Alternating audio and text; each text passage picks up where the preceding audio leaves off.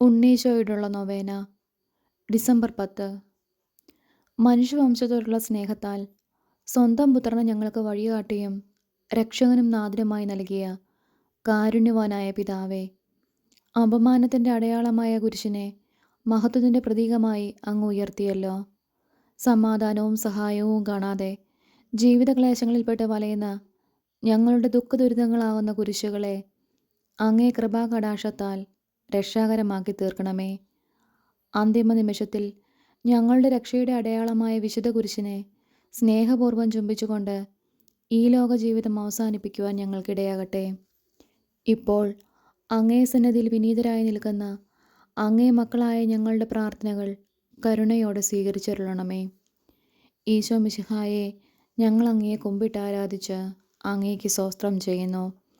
എന്തുകൊണ്ടെന്നാൽ വിശുദ്ധ കുരിശാൽ ലോകത്തെ അങ്ങ് വീണ്ടും രക്ഷിച്ചു. കർത്താവിന് കീർത്തനം പാടുവിൻ, എന്തെന്നാൽ അവിടുന്ന് സ്നേഹനിധിയാകുന്നു. കർത്താവിന് കീർത്തനം പാടുവിൻ, എന്തെന്നാൽ അവിടുന്ന് സ്നേഹനിധിയാകുന്നു. കർത്താവ് വലിയവനും ശക്തനുമാകുന്നു, അവിടുത്തെ വിജ്ഞാനം അഗാധമാകുന്നു. കർത്താവിന് കീർത്തനം പാടുവിൻ, എന്തെന്നാൽ അവിടുന്ന് സ്നേഹനിധിയാകുന്നു. തകർന്ന ഹൃദയങ്ങളെ അവിടുന്ന് സുഖപ്പെടുത്തുന്നു, അവരുടെ മുറിവുകൾ വെച്ചു കെട്ടുന്നു. കർത്താവിന് കീർത്തനം പാടുവിൻ, എന്തെന്നാൽ അവിടുന്ന് സ്നേഹനിധിയാകുന്നു. അലയുന്ന മൃഗങ്ങൾക്കും കരയുന്ന പക്ഷികൾക്കും അവിടുന്ന് ആഹാരം നൽകുന്നു. കർത്താവിന് കീർത്തനം പാടുവിൻ, എന്തെന്നാൽ അവിടുന്ന് സ്നേഹനിധിയാകുന്നു. ബന്ധിതരെ മോചിപ്പിക്കുകയും അനാഥരെ സംരക്ഷിക്കുകയും ചെയ്യുന്നു. കർത്താവിന് കീർത്തനം പാടുവിൻ, എന്തെന്നാൽ അവിടുന്ന് സ്നേഹനിധിയാകുന്നു. വീഴുന്നവരെ കർത്താവ് താങ്ങുന്നു, വീണവരെ കൈപിടിച്ചെഴുന്നേൽപ്പിക്കുകയും ചെയ്യുന്നു. കർത്താവിന് കീർത്തനം പാടുവിൻ, എന്തെന്നാൽ അവിടുന്ന് സ്നേഹനിധിയാകുന്നു. എല്ലാവരുടെയും ദൃഷ്ടികൾ പ്രത്യാശാപൂർവ്വം അങ്ങയെ കാത്തിരിക്കുന്നു. അങ്ങ് കൈ തുറന്ന് അവരെയെല്ലാം സംതൃപ്തരാക്കുന്നു. കർത്താവിന് കീർത്തനം പാടുവിൻ, എന്തെന്നാൽ അവിടുന്ന് സ്നേഹനിധിയാകുന്നു. വിശുദ്ധ യോഹന്നാൻ്റെ സുവിശേഷം. ആദ്യം മുതലേ നിങ്ങൾ കേട്ടിരിക്കുന്ന സന്ദേശം ഇതാണ്: നാം പരസ്പരം സ്നേഹിക്കണം. തിന്മയുടെ സന്തതിയും സഹോദരനെ കൊന്നവനുമായ കായലിനെ പോലെ ആകരുത്. എന്തു കാരണത്താലാണ് അവൻ സഹോദരനെ കൊന്നത്? തൻ്റെ പ്രവർത്തികൾ ദുഷിച്ചതും തൻ്റെ സഹോദരൻ്റെ പ്രവർത്തികൾ നീതിയുക്തവുമായിരുന്നതുകൊണ്ട് തന്നെ. സഹോദരരെ, ലോകം നിങ്ങളെ ദ്വേഷിക്കുന്നുണ്ടെങ്കിൽ നിങ്ങൾ വിസ്മയിക്കേണ്ട. സഹോദരനെ സ്നേഹിക്കുന്നത് കൊണ്ട് നമ്മൾ മരണത്തിൽ നിന്നും ജീവനിലേക്ക് കടന്നിരിക്കുന്നു എന്ന് നാം അറിയുന്നു. സ്നേഹിക്കാത്തവനാകട്ടെ മരണത്തിൽ തന്നെ നിലകൊള്ളുന്നു. സഹോദരനെ വെറുക്കുന്നവൻ കൊലപാതകിയാണ്. കൊലപാതകിയിൽ നിത്യജീവൻ വസിക്കുന്നില്ല എന്ന് നിങ്ങൾക്കറിയാമല്ലോ. ക്രിസ്തു സ്വന്തം ജീവൻ നമുക്ക് വേണ്ടി പരിത്യജിച്ചു എന്നതിൽ സ്നേഹം എന്തെന്ന് നാം അറിയുന്നു. നമ്മളും സഹോദരർക്ക് വേണ്ടി ജീവൻ പരിത്യജിക്കാൻ കടപ്പെട്ടിരിക്കുന്നു. ലൗകിക സമ്പത്തുണ്ടായിരിക്കെ ഒരുവൻ തൻ്റെ സഹോദരനെ സഹായം അർഹിക്കുന്നവനായി കണ്ടിട്ടും അവനെതിരെ ഹൃദയമടയ്ക്കുന്നുവെങ്കിൽ അവനിൽ ദൈവസ്നേഹം എങ്ങനെ കുടികൊള്ളും? കുഞ്ഞുമക്കളെ, വാക്കിലും സംസാരത്തിലുമല്ല നാം സ്നേഹിക്കേണ്ടത്, പ്രവൃത്തിയിലും സത്യത്തിലുമാണ്. ഇതുമൂലം നമ്മൾ സത്യത്തിൽ നിന്നുള്ളവരാണെന്ന് നാം അറിയുന്നു. നമ്മുടെ ഹൃദയം നമ്മെ കുറ്റപ്പെടുത്തുന്നുവെങ്കിൽ തന്നെ ദൈവം നമ്മുടെ ഹൃദയത്തേക്കാൾ വലിയവനും എല്ലാം അറിയുന്നവനുമാകയാൽ അവിടുത്തെ സന്നിധിയിൽ നാം സമാധാനം കണ്ടെത്തും. നമ്മുടെ കർത്താവായ മിശിഹായ്ക്ക് സ്തുതിയും. നമുക്കെല്ലാവർക്കും ഭക്തിയോടും പ്രതീക്ഷയോടും കൂടെ കർത്താവെ, ഞങ്ങളുടെ പ്രാർത്ഥന കേൾക്കണമേ എന്ന് അപേക്ഷിക്കാം. കർത്താവെ, ഞങ്ങളുടെ പ്രാർത്ഥന കേൾക്കണമേ.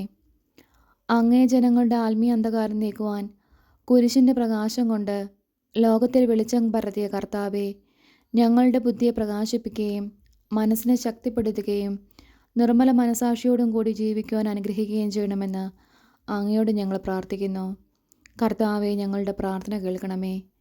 കുരിശിൻ്റെ അടയാളത്താൽ നിങ്ങൾ വിജയം വരിക്കുമെന്ന് അരുൾ ചെയ്ത കർത്താവെ, അങ്ങയുടെ വിശുദ്ധ കുരിശിൽ അഭയം തേടുന്ന ഞങ്ങളുടെ പരിശ്രമങ്ങളെ വിജയിപ്പിക്കണമെന്ന് അങ്ങയോട് ഞങ്ങൾ പ്രാർത്ഥിക്കുന്നു.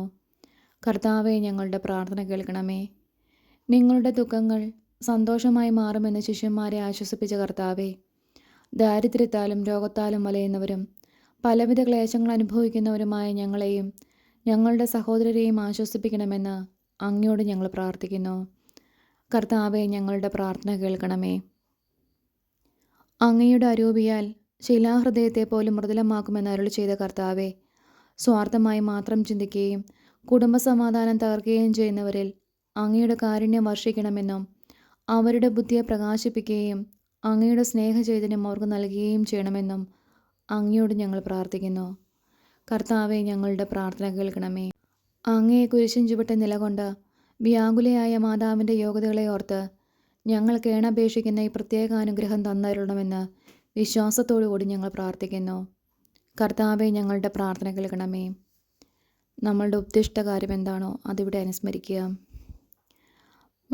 പിതാവും പുത്രനും പരിശുദ്ധാത്മാവുമായ സർവേശ്വര, അങ്ങേക്ക് അസാധ്യമായി യാതൊന്നുമില്ല എന്ന് ഞങ്ങൾ ഉറച്ചു വിശ്വസിക്കുന്നു.